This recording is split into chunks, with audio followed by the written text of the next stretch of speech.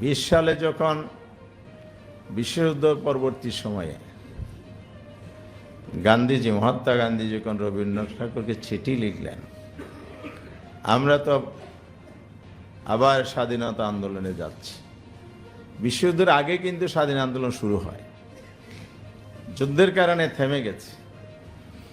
আবার যখন স্বাধীন আন্দোলনে যাচ্ছে, তখন চিঠি লিখে বললেন, আমরা যদি দেশ স্বাধীন করি তাহলে এদেশের সাধারণ ভাষা, রাষ্ট্রভাষা কি হবে?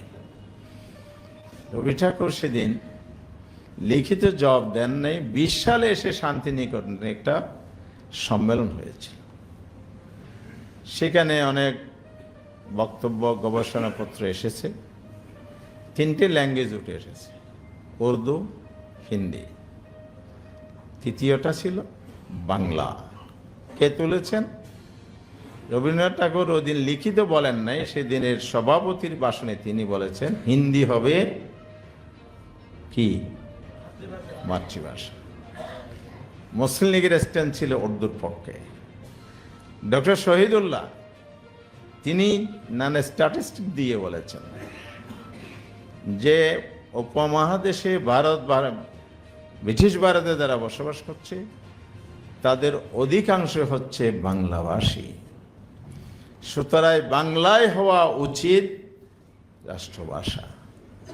তাহলে এই দাবি উত্থাপিত হয়েছে 1920 সালে। এরপরে 28 সালের নেহরু রিপোর্ট ইতিহাসের বিভিন্ন পর্যায়ে আছে।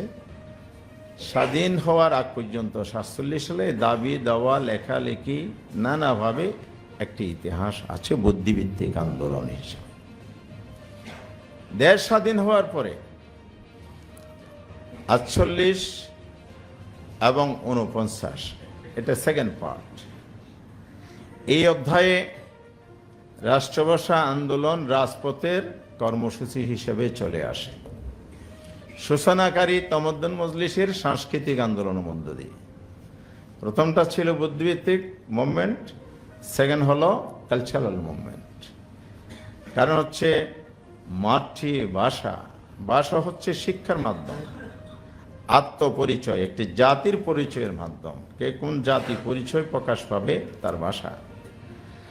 এরপরে জাতিসত্তার পরিচয়, যেটা বললাম। তৃতীয় হচ্ছে কালচারের মাধ্যম। আমরা সংস্কৃতির বিকাশ ঘটাতে হলে ভাষা। কোরআনের আয়াত, সূরা ইব্রাহিমের, এগুলো আলোচনা হয়েছে, আমি সেদিকে যাচ্ছি না। সব ভাষাই ইসলামের